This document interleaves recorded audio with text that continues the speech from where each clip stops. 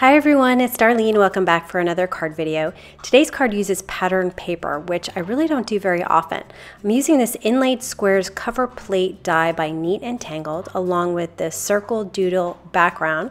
And here's my pattern paper. It's just some watercolor paper, so I guess it's not officially pattern paper because you could make this yourself. All right, so I'm going to take my doodle background, and I've got a purple piece of cardstock from this pack, and I'm going to take some Versamark ink and I'm going to ink this up and stamp it down. Now the reason why I'm doing this is I just wanted to add a little bit more interest and texture to my watercolor background. I'm going to add some clear embossing powder and heat it to set it, and you'll see that now I have this kind of tone-on-tone extra pattern in my background.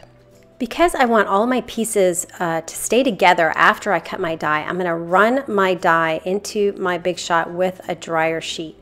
So you can see it's just the regular sandwich with a dryer sheet in there, and now I'm going to replace that with some Neenah cardstock. And so what the dryer sheet does is it sort of helps me keep all of my pieces in one piece when I take it off. So here it is now that I've cut it on the Neenah cardstock. I'm going to flip it over, and it's stuck to my plate because my plate is just full of all sorts of etchings.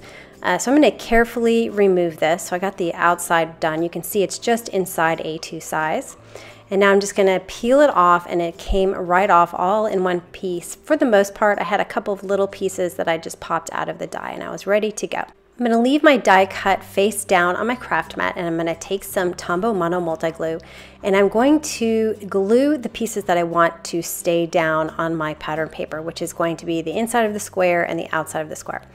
I had a little bit of trouble here and there, so I tried a couple of different things.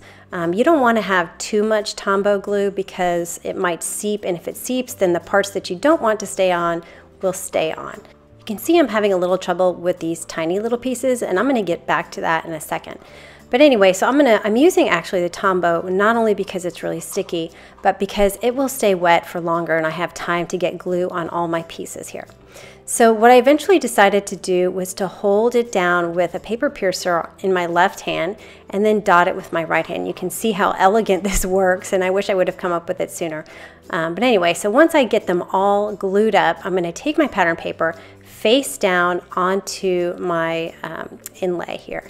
So I'm going to make sure it's really sticking before I lift it up. But I don't want to wait too long because if the glue did seep, I want to be able to pull it off. So I don't want to wait until it's completely dry.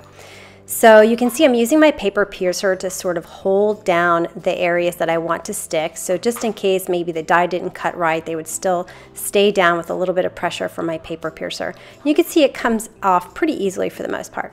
Now I want to get these middle square pieces off, so I thought using my pick-me-up stick would be a good idea. But you can see it's not working quite so well, so I ended up using my paper piercer again, which is like the best tool ever.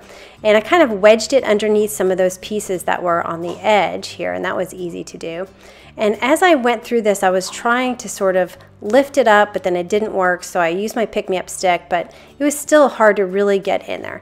And all in all, what I ended up doing after a few trial and error here is to just pick it up and do it with my hand. So you can see this is the last one. I'm like, okay, forget it. I ended up using just my fingers, so you can see that I'm kind of bending my pattern paper a little bit so that middle square pops up enough for me to grab it with my finger and peel it off. And this worked out just fine. And I didn't have any seepage of my Tombow glue, which was great. So you just make sure you put the glue in the middle of all these pieces and try not to get too close to the edge. All right, so that's all peeled off. You can see how pretty this looks. I'm going to put it in my trimmer, and I'm going to trim it right up against the white inlay.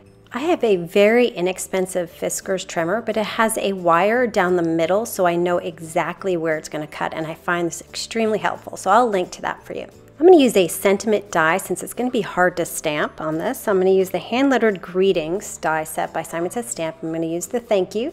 I'll put some two-way glue on the back and adhere it to some vellum. And the vellum will mute the background just underneath my sentiment, and that will make it stand out a little bit more. And then I'm going to put the two-way glue exactly where the sentiment is so I can't see it through the vellum. And then I'll adhere that to my geometric pattern here, and then I'll just cut off the excess with a scissor. And then I'll take this piece and adhere it to a Hero Arts note card that's black on the outside and white on the inside with an ATG tape runner. And that is the card for today. So a pretty simple card. You can use any background. You can even use a pattern. I would recommend a small pattern. Anyway, I hope you enjoyed that, and I will see you next time. Thanks for watching.